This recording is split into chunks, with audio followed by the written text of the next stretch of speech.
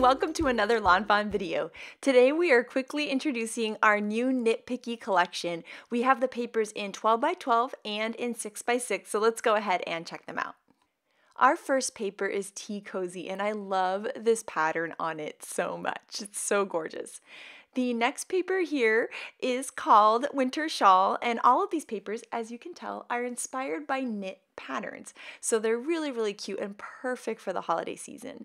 This one here is called Throw Blanket, and it is my favorite, and I love that it's in red and in this really great teal color. Then we have our basic papers in this collection. So this is Baby Booties, and you have a large scale knit and a small scale knit in white, and I use this paper nonstop because it's a white with a little something extra. Here, this paper is Infinity Scarf, and it's the same thing with the large scale knit and then small scale knit, but in a perfect green for Christmas.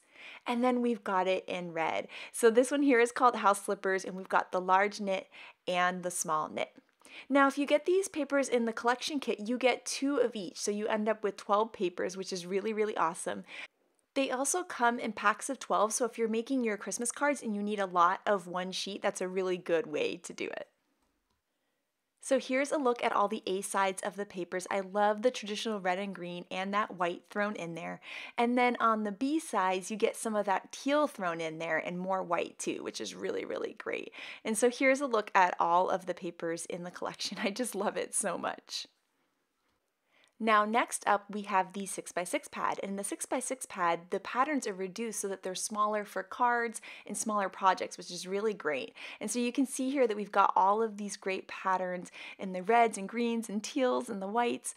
They're just so gorgeous, and I love seeing them all mini like this. So there's that white Baby Booties paper, and then we've got the traditional red and then the green. And what's great about the 6 by 6 pad is that there's 3 of each in the little pad there. So you don't have to hoard it. You've got 3 of each to use, which is really, really great.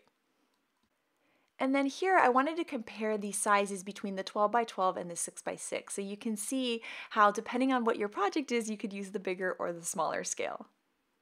So next up, I thought it would be fun to make a gift box out of this pattern paper. So I am cutting 2 pieces for both the lid and the base. And then I'm going to go ahead and fold along all of the score lines that the die created for me on both of the pieces. Then I'm going to add some score tape there to all 4 of the tabs to form the base of my box. And I'm going to peel off that little liner tape there and line up all of the edges to create the box. Now for the lid, I need to trim off the edges there. So you can see I'm trimming off those tabs. So I'm just going to line my scissors up and trim off the tabs on all 4 sides. The next step is to cut out the corner pieces. So I've cut out 4 of them, and I'm going to fold along the score line that was created for me right there in the center. And then I'm going to take my tape runner and make sure I cover the entire thing in tape. So I'm going to make sure the inside of these are all completely covered in tape so that they're nice and sticky and they're going to hold the box together well. Now the reason we're forming the lid this way is that the lid needs to be slightly larger than the base to fit over top of it. And so that's how we're going to do this. We're going to put the lid on top with those trimmed off tabs. Then we're going to hold those pieces together there just like that, the edge, and then put that little piece over it to form the corner of the box, making it that just exact slightly larger size to be the perfect size for the lid. So I'm going to hold those corners together and then put my corner piece on top. Once again, add my little corner piece there, and you can see I'm holding it right around the lid of the box. And then I'll just do the 4th one, and now I have the perfect sized lid. Next, I'm using some chili pepper cardstock to create the bow for the box. So I'm wrapping the little bow ends around my little piercing tool here because I want the bow to be nice and poofy. So I'm going to wrap it right around to give that paper a nice curl. I'm going to add some tape right to the center, and then I'm going to line up the left bow to the center and then line up the right side of the bow to the center. Then I can put some tape along that middle piece and wrap that around, giving the bow a nice finished look. And I love this cute stitch bow. It's just adorable. Then once I have that piece wrapped around, I can add some tape there to the bow ends and then put my piece right on top. Next, for the band, I've cut 2 pieces, and I'm going to fold along the score lines that the die creates for me on both of those pieces.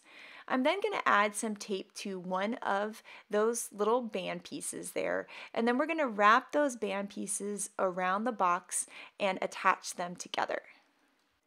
Then I'm going to add some adhesive to the little ends there on the band, and then I can wrap it right back around the box and attach those band pieces together with the bow. And now that band's going to be the perfect size so that it can slide on and off the box. So you can see that cute little bow and how it finishes off.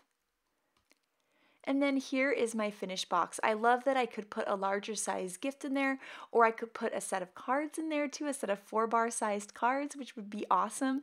So this box is just so cute, and I'm glad that I have it ready to go for Christmas because I'm really excited about putting a gift in there. And so here you can see when you open the box, then you've got the turquoise on the inside, which I think is a really fun surprise too. So next up, we have some awesome projects by the design team, and we have 2 gorgeous layouts by Melissa. And you can see those circles there of the paper look amazing on craft. I love craft with this collection. And then this layout is so great. I love the strips of paper and all of the stitching that she added. Then Lynette created 2 super cute cards using Winter Otter with the Knit Picky collection, and I love how she allowed the paper to really be the star of the show, and these cards are just so adorable. Then next up, we have a really cute scene combining Knock on Wood by Lynette here with Knit Picky. So I love that Knock on Wood works so well with it. And then Yanea made these adorable pillow boxes, and I love them cut out of that knit paper, and it really matches well with last year's Perfectly Plaid Christmas. These little boxes by Lizzie are so sweet and just adorable, cut from Knit Picky paper. And then this card by Lynette, this spinner, is awesome. I love that heart paper. It's so cute. Here's the advent calendar I made a couple days ago in a video. So fun, cut out of all of these Knit Picky patterns. And then these stitched ornaments look really great cut out of those knit patterns too.